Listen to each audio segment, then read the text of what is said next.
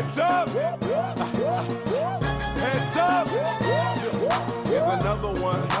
Welcome to Watch Mojo, and today we're counting down our picks for the most notable stars that revived their acting prospects with a single role. What'd you do about it? The opposite. We were not smart, Captain Gene. It's just Captain. It's just Captain. It's not Captain Gene. I don't have a kiddie show. It sounds creepy, Captain Gene. Number 50, Michael B. Jordan, Creed. I'm Donnie. Yeah?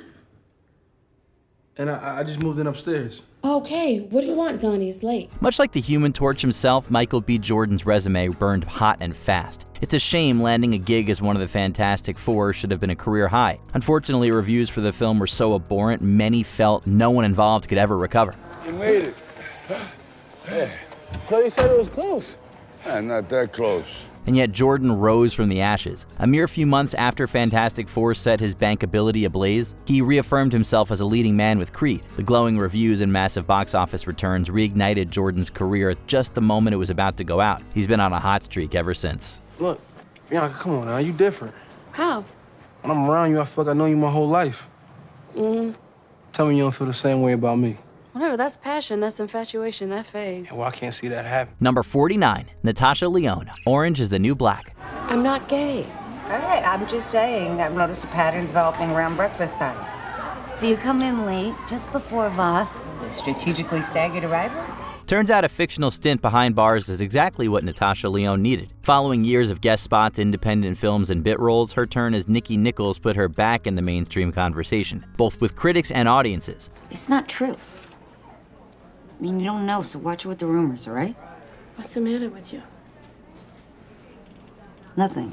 Seemingly overnight, Lyonne was an Emmy nominee, a fan favorite on a hit show and on everyone's radar. Can you blame them? There aren't many actors who could blend Orange is the New Black's blend of gravitas and comedy, but Lyonne made it look easy. Nowadays, she's busier than ever. It's clear that when Lyonne boards a project, she isn't a no-name. She's the star.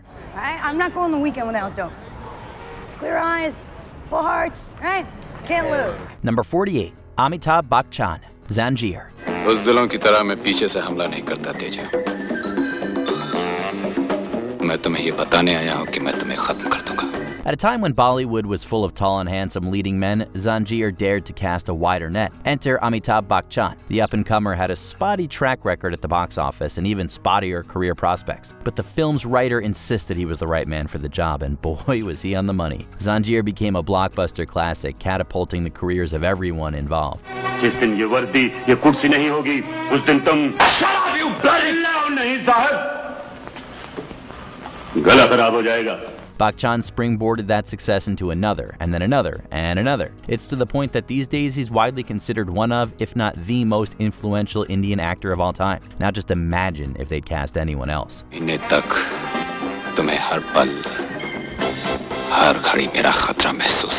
Number 47, Natalie Portman, V for Vendetta.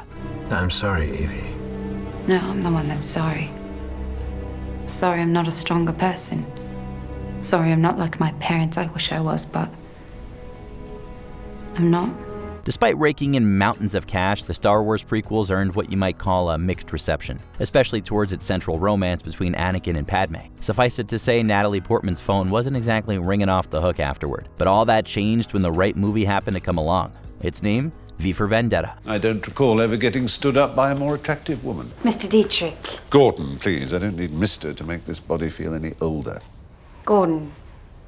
I was on my way last night, but there were fingermen and got a little scared and I went home. Portman's tour de force performance reminded everyone that with the right material, she could easily shoulder a film on her own. A few hits and some Oscar nominations later, Portman officially outgrew her franchise origins to become a stalwart on the Hollywood A-list. And that's what this is all about. You're getting back at them for what they did to her. And to you. What was done to me created me. It's a basic principle of the universe that every action. Number 46, Neil Patrick Harris, How I Met Your Mother. You know what I love about Halloween? It's the one night of the year chicks use to unleash their inner hoe bag. In this day and age, it's pretty much impossible to mention Neil Patrick Harris without also bringing up his career-defining turn as ladies' man Barney Stinson. But it wasn't always that way. Back in the day, the Doogie Howser MD star struggled transitioning his childhood success into a steady career. He seemed to be destined to fade into obscurity, at least until he booked How I Met Your Mother. Here's the plan, and I crap you not. I'm getting us into the Victoria's Secret Halloween party. Trust me, by the end of the night, your Chad will not be hanging. For 9 years, Harris commanded the screen with wit, finesse, and impeccable comedic timing. He endeared an entire generation to his wacky brand of humor, and he has Barney Stinson to thank for it. So what does a fella have to do to get laid around here? Yeah. Right, because I'm wearing a lei. Well, it isn't funny if you explain the joke. Number 45, Katherine Hepburn, The Philadelphia Story. How did you leave Junior? Oh, we left Junior's fine. Say, that little sister of yours. Isn't he, dear? So talented. Junior's is such a lamb, isn't he? Yes, isn't he? It's a pity none of the male members of the family are going to be here to welcome you. Before Katherine Hepburn became, well, Katherine Hepburn, she had another name in the industry, box office poison. So with Hollywood turning their backs on her, Hepburn funded and starred in a new play, The Philadelphia Story. Only as it happens, I'm not interested in myself for the moment. Not interested in yourself? You're fascinated, Red. You're far and away your favorite person in the world. Dexter, in case you don't know... Of course, Mr. Connor. She's a girl who's generous to a fault. Following a successful run, Hepburn sold off the film rights, but they came with a massive caveat. She had final say on the film's producer, director, screenwriter, and most importantly, the cast. And of course, who better to headline the film adaptation than Hepburn herself? Clearly, she knew what she was doing. The Philadelphia Story shattered all expectations and almost single-handedly earned Hepburn her reputation back. Talk about taking matters into your own hands. My dear Tracy, I want you to know that you will always be my friend, but your conduct last night was so shocking to my ideals of womanhood that... Now, don't go. You might as well hear it, too. Number 44, Tom Cruise, Tropic Thunder. You know how you handle an actor? They whine about anything. You pull down their pants and you spank their ass. You spank that ass, Les. There's such a thing as bad publicity. Just ask Tom Cruise in the early 2000s. Once a true Hollywood movie star, his connection to Scientology and tumultuous love life slowly but surely eroded his image. Soon enough, Cruise's continued bankability came into question. That's when he donned a bodysuit and stepped into Tropic Thunder. Couldn't have done it without me, Sloan. Really? No, dickhead, of course I could.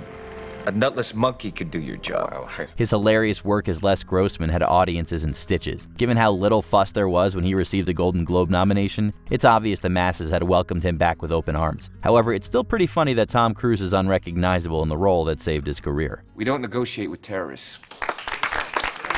Number 43, Jennifer Coolidge, The White Lotus. Please, these gays, they're trying to murder me. Not even comedic legends can escape the dreaded Hollywood dry spell. After all, Jennifer Coolidge is responsible for some of the best one-liners the 90s and early 2000s have to offer. Thank God for model trains. Oh, absolutely. You know, if they didn't have the model train, they wouldn't have gotten the idea for the big trains. But eventually, audiences grew tired of her shtick, resigning her to small supporting parts here and there. Absence makes the heart grow fonder, though, and when Coolidge returned to the limelight for The White Lotus, she took the world by storm. I brought my mother's ashes with me, you know, so I could spread them in the ocean. And I just realized yesterday, I'm gonna need a boat. Tanya McQuad's unhinged antics allowed Coolidge to do what she does best, and she has an Emmy to prove it. It's safe to say we'll be seeing a lot more of Coolidge, and that's never a bad thing. Number 42, Reese Witherspoon, Wild. We're getting divorced today. And we thought we should do something that bonded us together. Okay. There's no dumb blonde jokes to make here. While rom-coms were her bread and butter for years, Witherspoon's reliable audience thinned a lot in the early 2010s. So much so that with her career on life support, she decided to found her own production company. That's how Wild happened. You get lonely? Honestly, I think I'm lonelier in my real life than I am out here. Witherspoon both starred in and produced the film, and based on her Oscar nomination for Best Actress, we'd say it worked out pretty well for her. In the years since, Witherspoon has just spent as much time behind the camera as in front of it. But if Wild is any indication, she can reinvent herself whenever she wants. The nicest lipstick in the world can't help a girl if she doesn't take care of her personal hygiene. I have every intention of taking care of that. Number 41, Winona Ryder, Stranger Things. He came home last night, right? He's not in his room? Did he come home or not? I don't know. You don't know? No, I got home late. I was working. You're working? It's hard for any controversial actor to stage a full-on return to form, but stranger things have happened. Long before she headlined Netflix's sci-fi triumph, several personal struggles forced Winona Ryder into a self-imposed hiatus from acting. When she returned, it was with a big question mark. Could she ever get back to the popularity she had before? The answer is resoundingly yes. He's not like you, Hopper. He's not like me. He's not like most. He has a couple of friends, but you know, yes, they're mean. They make fun of him, they call him names, they laugh at him, his clothes. His clothes? What's wrong with his clothes? All it took was the Duffer Brothers, a great performance, and an industry-shaking television series. Stranger Things didn't just bring Ryder back to her former glory, it reintroduced her to a whole new audience. The Demogorgons got nothing on that kind of power. Lonnie, some teenager just hung up on me. Will is missing. I don't know where he is. I just need you to call me back, please. Just call. Number 40, Ke Huy Quan, Everything Everywhere All at Once. After Indiana Jones and the Temple of Doom made him a child star at 12, Ke Huy Quan struggled to keep up the momentum. Then, unable to cope with years of rejections, he even retired from acting altogether for a time. It wasn't until the late 2010s that he officially gave performing another shot, and the results are undeniable. Every rejection, every disappointment has led you here, to this moment. Kwan's acclaimed portrayal, or should we say portrayals, of Waymond Wong in Everything Everywhere All at Once immediately reignited his career prospects. Now with an Oscar, a Golden Globe, and a SAG award to his name, it's safe to say this resurgence won't fade as quickly as his first one did. Thank you everyone for rooting for me. I will be rooting for you. Number 39, Shia LaBeouf, Honey Boy. From family comedies to big-budget blockbusters, Shia LaBeouf spent the 2000s as a staple on the A-list. Unfortunately, a series of personal struggles and poorly received projects marked a major downturn in his bankability. While he still steadily worked throughout the mid-2010s, it wasn't anything on the same level as his output the decade prior. So to compensate, LaBeouf made his own material. How do you think it feels for me to have my son talk to me the way that you talk to me? He wrote and starred in Honey Boy, a film loosely based on LaBeouf's relationship with his father. The reviews were strong enough to single-handedly turn him into a serious dramatic actor. Apparently, you do catch more flies with honey after all. Well, make me look good, Honey Boy. Number 38, Melissa McCarthy, Can You Ever Forgive Me? The success of 2011's Bridesmaids cemented this actress as a bona fide comedic powerhouse. But the years that followed were no laughing matter for Melissa McCarthy's image. She headlined flop after flop after flop, to the point many began to wonder if she could still bring in an audience at all. All right, move. You think you're the only one thinking about this stuff? Then in 2018, she silenced all of those naysayers with a head-turning performance in Can You Ever Forgive Me? The movie's sophisticated tone and thoughtful approach cemented the fact that McCarthy could do so much more than crack jokes. You don't have to take our word for it, though. Her Oscar nomination speaks for itself. I trusted you. I don't know if you've noticed this, but I don't do that. And you have reminded me why that is. Number 37, Ben Affleck, The Town. Ben Affleck's time behind the camera may have rescued his career in front of it. I'm thinking about taking a trip. One doc for a minute. Taking heat. Making a change. While he does a good job acting in The Town, he was mainly singled out for praise as the movie's writer and director. Just like that, Affleck reinvented himself as not just an actor, but an auteur storyteller in his own right. Hey, next time you guys want to take pictures of me, just call ahead. It couldn't have come at a better time either. Let's just say no one was clamoring for a sequel to Daredevil, or any of his other projects for that matter. But thanks to his work on The Town, he spent the years since as a well-respected artist on both sides of the camera lens. Number 36, Martin Lawrence, Bad Boys for Life. You want your legacy to be muscle shirts and a body count? This movie did more than reboot Bad Boys. It effectively brought back Martin Lawrence's acting prospects too. Despite his lengthy career in some iconic comedies, his time on camera dwindled to near nothing over the years. To put it into perspective, before Bad Boys 3, you could count on one hand how many films he'd been in during the 2010s. But returning to Lieutenant Marcus Miles Burnett was the perfect way to remind everyone what Lawrence could do. One last time. One last time. Even better, audiences responded with their wallets. Bad Boys for Life made bank at the box office, reigniting Lawrence as a major draw. It's no surprise he came back for a fourth stint in blue. Number 35, Michelle Yeoh, Crazy Rich Asians. With a title like that, it's not too shocking to hear that this film put a spotlight on an ensemble of underrated Asian talent, most notably Michelle Yeoh herself. But all this doesn't just happen. It's because we know to put family first, instead of chasing one's passion. She was arguably the biggest name coming in, hailing from a lengthy background of acclaimed martial arts films. But here, she traded her gi for a dress and was rewarded with a showering of critical praise. Suddenly, she went from having slim pickings of characters to being one of the most in-demand actresses in Hollywood. Since Crazy Rich Asians, Yeoh has landed a significant role in the MCU, signed on for more blockbusters, and even won an Academy Award. Yeah, You could say she's staying busy. Only a fool falls for winning hand. Number 34, Colin Farrell, In Bruges. If this proves anything, it's that the right role at the right time can do just about anything. See, early in his career, Colin Farrell made a name for himself doing smaller, independent work, but his transition into bigger fare like Alexander was a costly mistake for just about everyone involved. In my book, though, sorry, someone comes at you with a bottle. That is a deadly weapon. He's got to take the consequences. Then, out of nowhere, he starred in a little movie called In Bruges. The small-scale feature played right into Farrell's strengths and proved why he was worth keeping an eye on in the first place. With a new Golden Globe in hand, Farrell's post-In Bruges career hasn't just stayed afloat, it's positively thrived. So all in all, I even pretty much balanced out fine. Number 38, Renee Zellweger, Judy. Nothing screams comeback quite like Oscar Gold, although it speaks to the give and pull of Hollywood that Renee Zellweger needed a resurgence at all. I just want what everybody wants. I just seem to have a harder time getting it. At one point, she was the industry's it girl and paid like it too. Even so, after a few flops and a 6-year hiatus, she was in desperate need of a hit. So she returned to the business with a victory lap of great films, capped off with a tour de force performance in Judy. The film's strong reception put Zellweger back on top like she'd never left. There's no knowing what's next for her, but if Judy is any indication, it'll be well worth the wait. Somewhere over the rainbow. Number 32, Channing Tatum, 21 Jump Street. Most actors would kill to be known as a tall, dark, and handsome leading man. The issue? That's all Channing Tatum was. His success in the romance genre had typecast him out of other kinds of work, at least until 2012. Don't try hard at anything. Okay, 2, make fun of people who do try. 3, be handsome. 4, if anyone steps to you on the first day of school, you punch them directly in the face.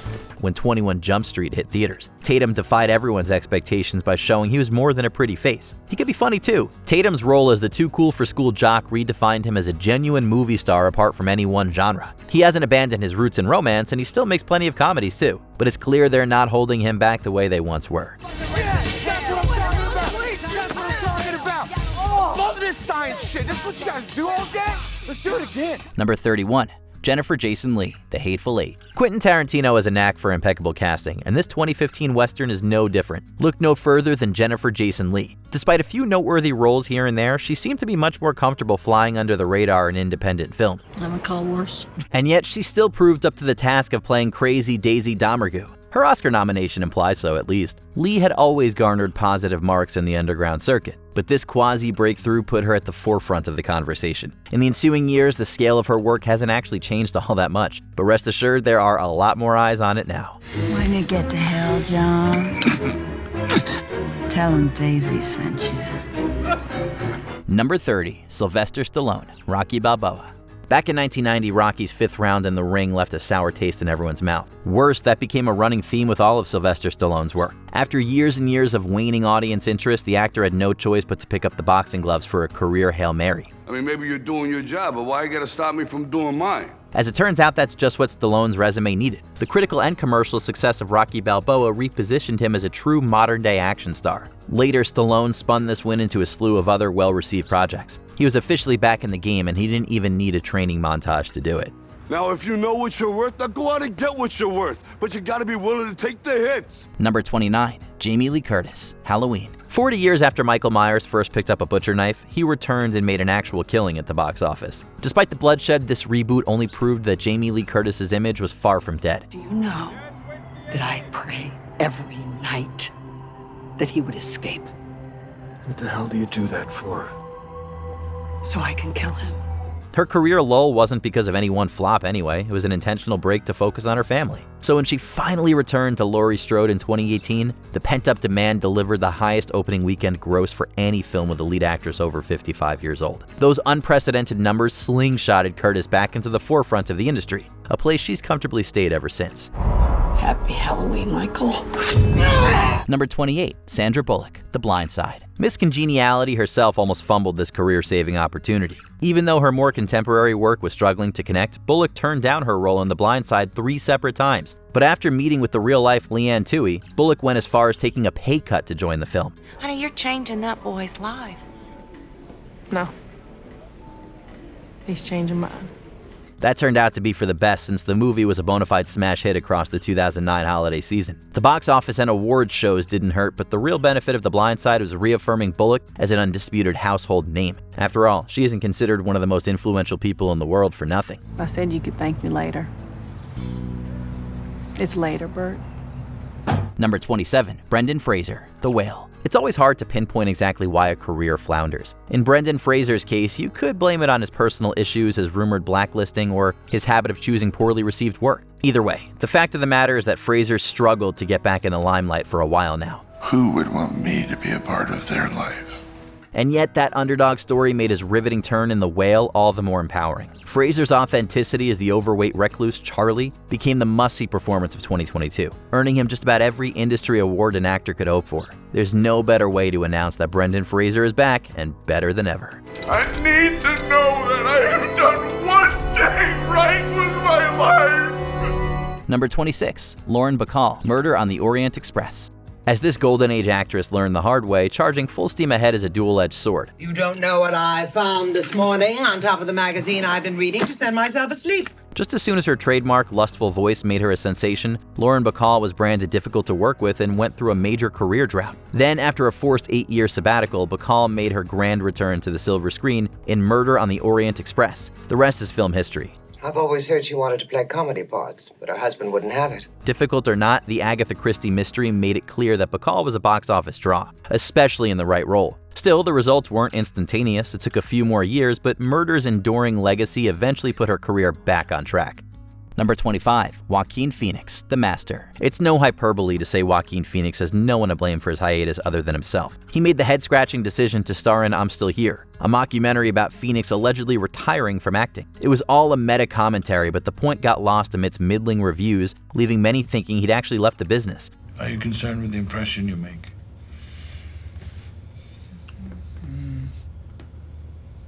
I don't understand.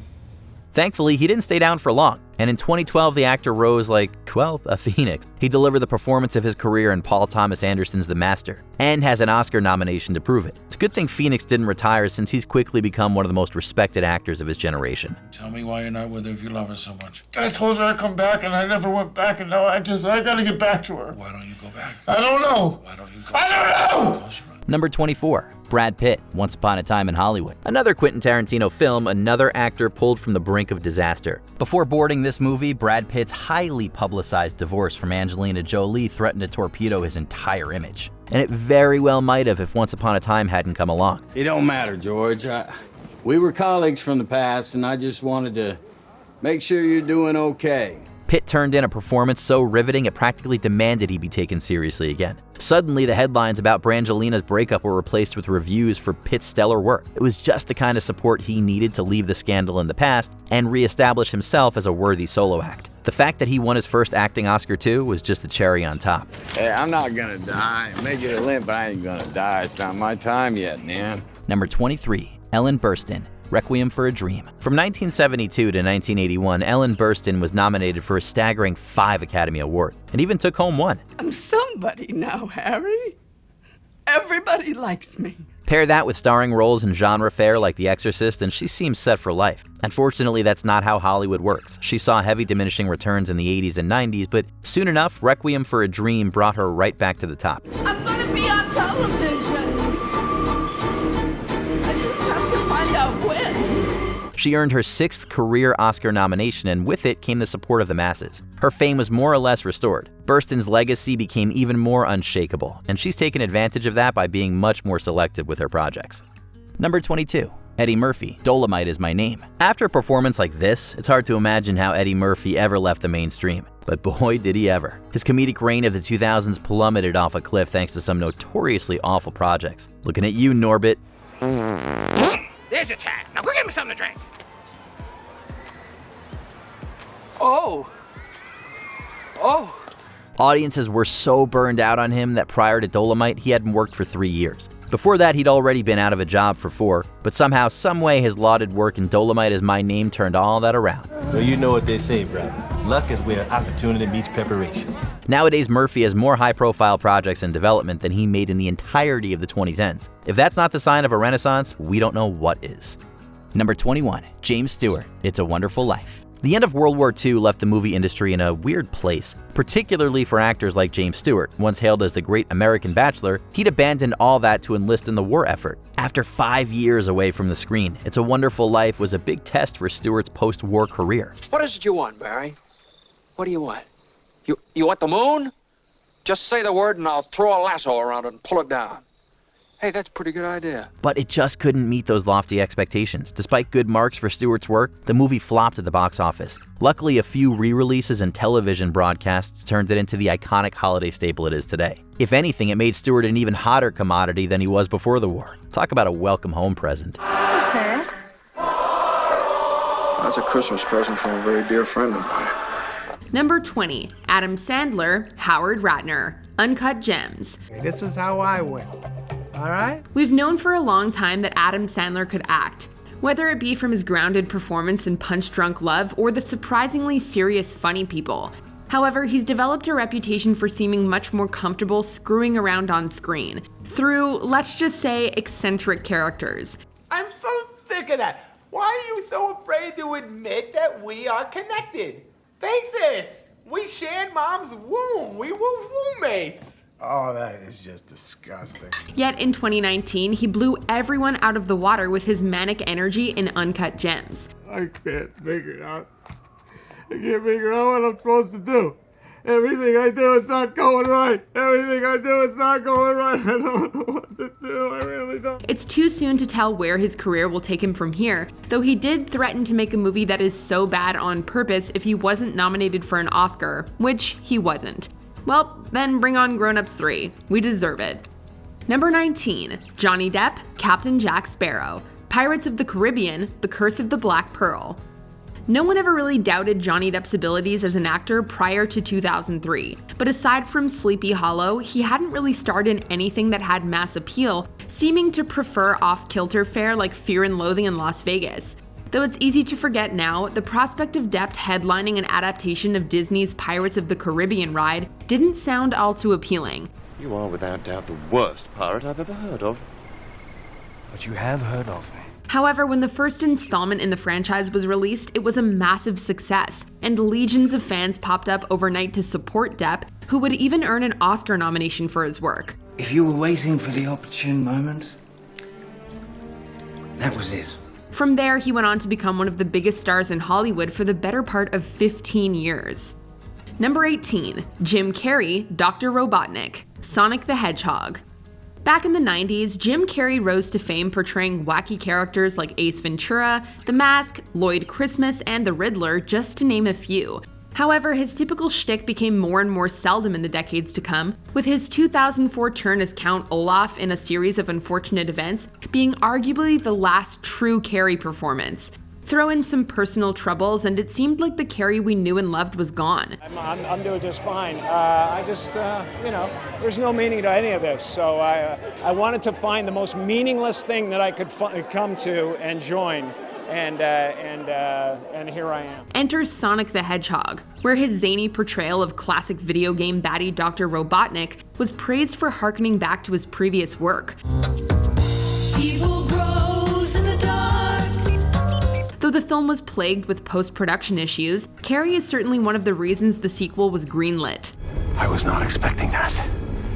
But I was expecting not to expect something, so it doesn't count. Number 17, Paul Bettany, Vision, Avengers: Age of Ultron. Though Paul Bettany was technically a member of the Marvel Cinematic Universe from the beginning, voicing Jarvis in 2008's Iron Man, he had to wait to get his real shot. Jarvis, you there?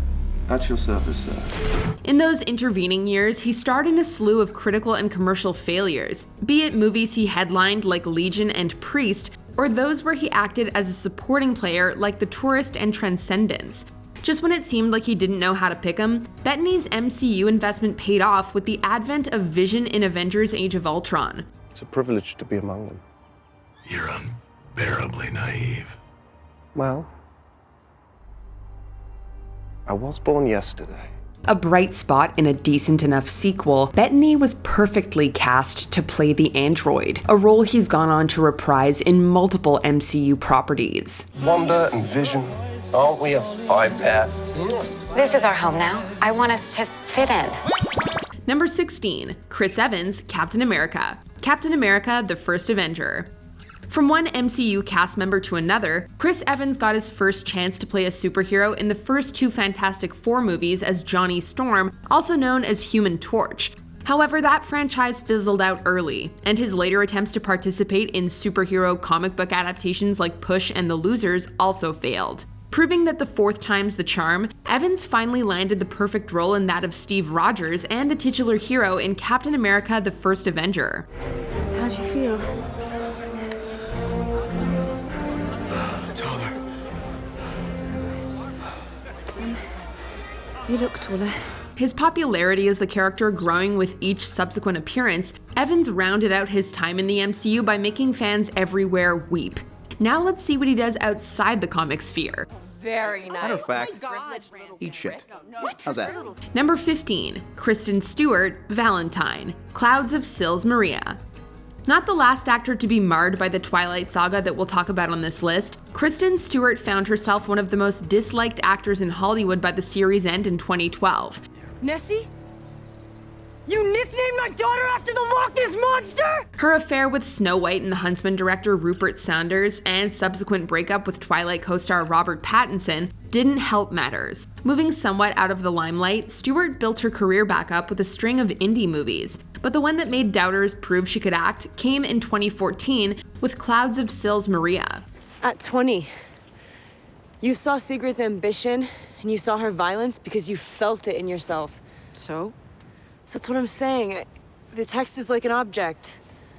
It's gonna change perspective based on where you're standing. She more than held her own working against veteran actor Juliette Binoche, and has since returned to the blockbuster scene with 2019's iteration of Charlie's Angels. Number 14, Jennifer Lopez, Ramona Vega, Hustlers. Much like another entry on this list, Jennifer Lopez couldn't be mentioned without evoking the string of romantic comedies she made throughout the 2000s. Though some are popular among a certain demographic like Made in Manhattan and The Wedding Planner, few were positively received from a critical standpoint, with the worst of the bunch coming in the form of Gigli. It's turkey time. Huh? Gobble, gobble. Another surprise 2019 performance, her role in Hustlers as Ramona Vega reminded people why she was such a magnetic star to begin with, receiving a bulk of the praise for the film. Though she wasn't nominated for an Oscar like many had hoped, it did show that J-Lo still got it. You know, we used to say, if only we had known each other back then, you know? Maybe we could have looked out for one another. Number 13, Nicolas Cage, Red Miller, Mandy. Even during his critical heyday around the turn of the 21st century, Nicolas Cage could still be described as an unorthodox and mesmerizingly manic screen presence. It's a little obvious, don't you think? Okay, but here's the twist. We find out that the killer really suffers from multiple personality disorder, right? See, he's actually really the cop and the girl. All of them are him. Exacerbated by a slew of financial troubles, it started to seem as if Cage accepted every offer that came his way to make ends meet, gracing us with such esteemed classics such as Knowing and Season of the Witch, whereby his eccentricities turned into overacting. Just when the world began to get nostalgic for him, we were graced with the perfect combination of manic Cage with actual quality in Mandy.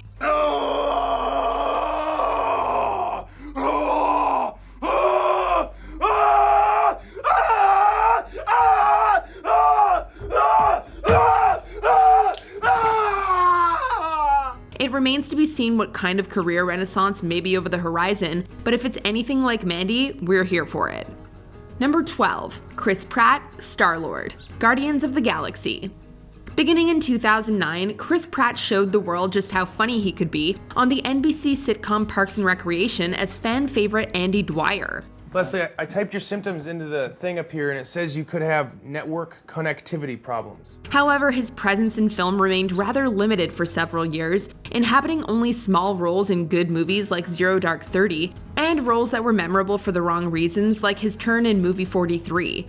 Yet Pratt shocked the world in 2014 when he ditched his schlubby, slacker persona and bulked up for Marvel's Guardians of the Galaxy, proving he could be funny and kick-ass.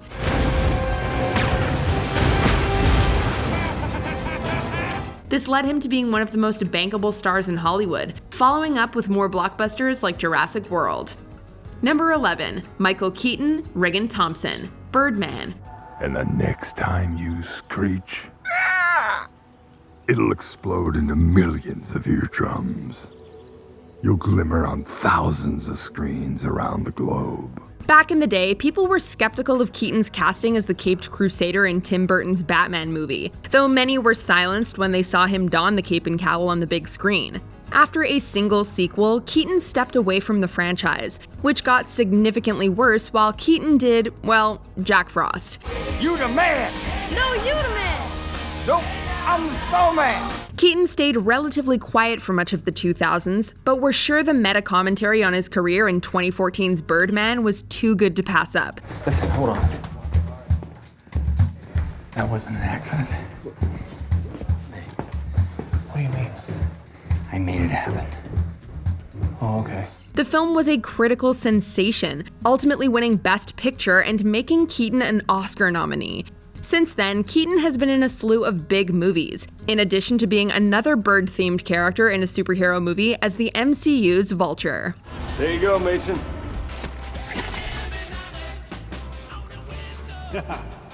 Business is good.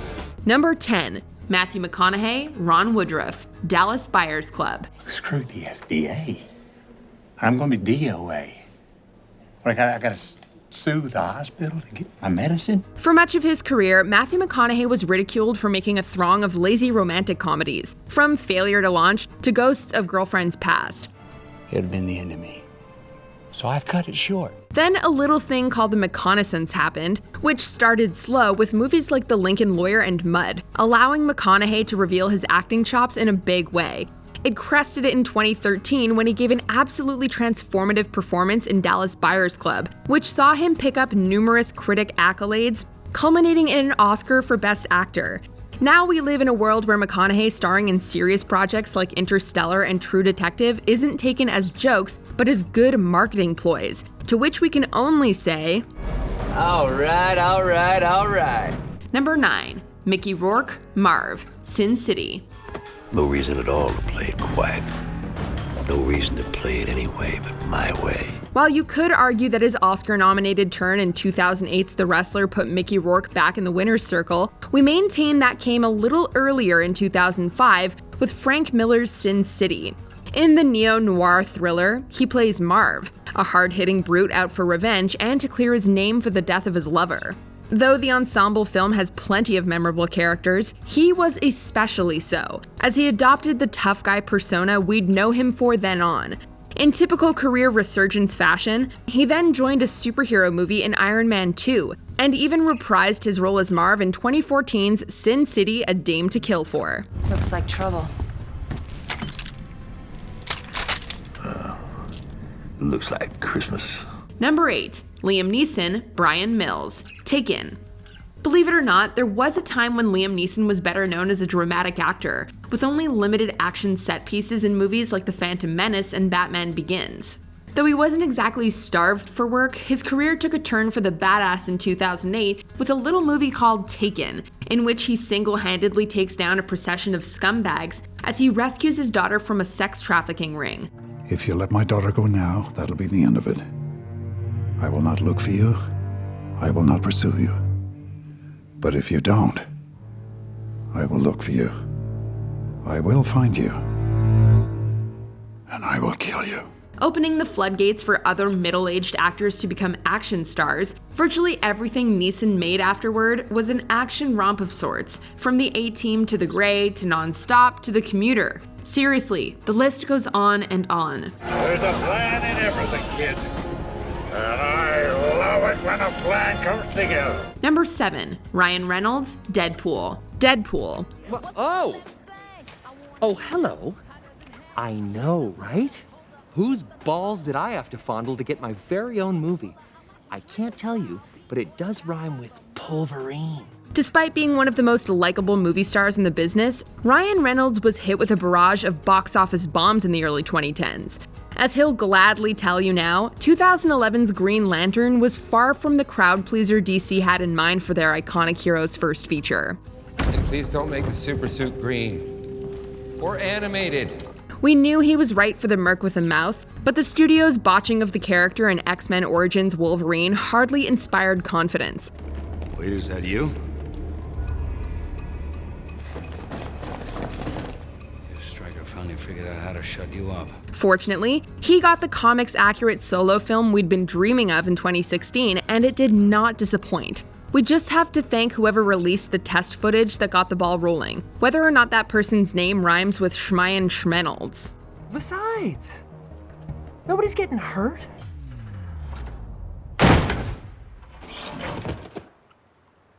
That guy was already up there when I got here. Number 6, Keanu Reeves, John Wick. John Wick. You, working again? No, just sorting some stuff out. Oh, well. I'll leave you be then. Good night, John. Good night, Jimmy. We've known for a long time that Keanu Reeves can kick ass on film, as is evidenced by the first Matrix movie. However, the poor reception to that film's 2 sequels, and later duds like The Day the Earth Stood Still and 47 Ronin, signaled that perhaps the action star's best days were behind him, as expressed in the sad Keanu memes. Though we never thought of him as a powerhouse actor, ardent fans of his hoped the perfect role for him would come around. Someone must have been listening as the John Wick movies slowly evolved from sleeper hits to blockbuster sensations. People keep asking if I'm back, and I haven't really had an answer. But now, yeah, I'm thinking I'm back. Number 5, Robert Pattinson, Connie Nikas. Good Time. You guys could have done that without you standing next to me being strong. No. You feeling this? You feeling the girls I'm feeling right now? For much of his early career, Robert Pattinson couldn't be mentioned without someone groaning at his identification with the Twilight Saga. Though many defend his involvement citing poor source material, Pattinson spent the better part of 5 years trying to clear his name. Earning consistently decent marks for several lesser-known indies, it was inevitable that one would put him over the top. And that came in 2017 with Good Time. I think I was a dog in a previous life. Will soon be available for adoption. In fact, I know I was.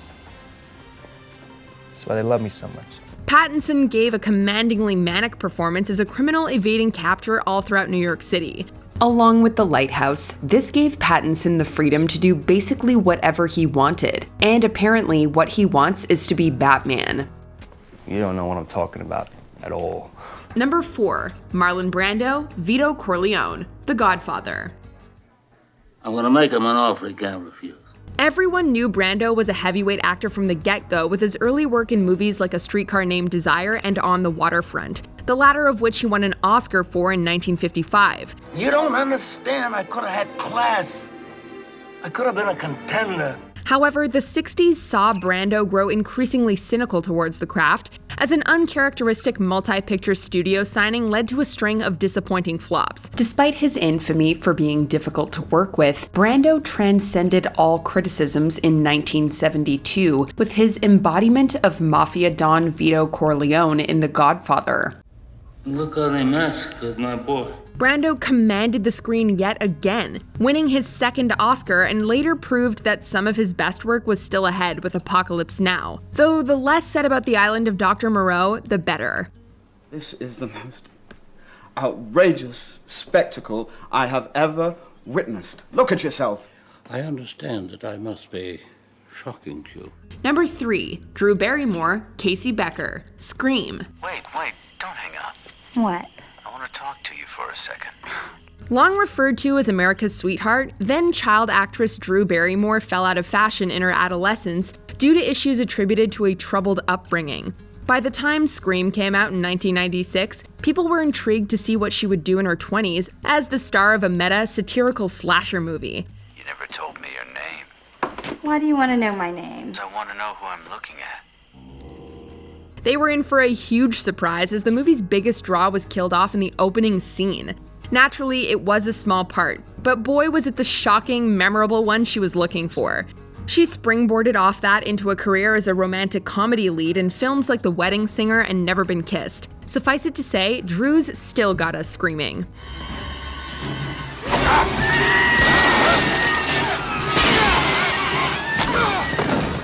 Number 2, John Travolta, Vincent Vega, Pulp Fiction. But you saying a foot massage don't mean nothing. I'm saying it does. And look, I given a million ladies a million foot massages, and they all meant something. Back in the 70s, John Travolta could do nothing wrong with back-to-back hits in Saturday Night Fever and Grease. However, the 80s were not so kind, as his sequel to the former Staying Alive was panned by critics. Well, in case you don't know this, I used to be pretty incredible myself when I lived in Brooklyn. Really? What happened? I moved to Manhattan. Director Quentin Tarantino has made a career building back up the careers of former stars, but it all started with John Travolta as the alliteratively named Vincent Vega in 1994's Pulp Fiction. Without this, we probably wouldn't have gotten another fan-favorite performance of his in Face Off. Of course, Travolta would soon re-tarnish his image in the year 2000 with Battlefield Earth, from which his career has never fully recovered. But that doesn't take away from this entry's impact. Now, if you excuse me, I'm gonna go home and have a heart attack. Before we continue, be sure to subscribe to our channel and ring the bell to get notified about our latest videos. You have the option to be notified for occasional videos or all of them. If you're on your phone, make sure you go into your settings and switch on notifications. Number 1. Robert Downey Jr., Tony Stark, Iron Man. Could it really have been anyone else? As is now public knowledge, Robert Downey Jr. went through a severe dark period in the late 90s and early 2000s that saw him battle substance use disorder. You have a lot of nerve showing up here tonight. Can I at least get a reaction from you? Panic. I would say panic. This took a huge toll on his career, and people were genuinely shocked by his casting as Marvel's Iron Man despite his recently sustained sobriety. I'm just not the hero type, clearly. With this laundry list of character defects, all the mistakes I made, largely public. All reservations evaporated when the film was released, as Downey rode a wave of critical acclaim as the star of one of the best superhero movies of all time. From this, the highest-grossing movie franchise was shaped in the form of the Marvel Cinematic Universe, which employed Downey for an additional 11 years and made him one of the highest-paid stars on the planet. I am Iron Man.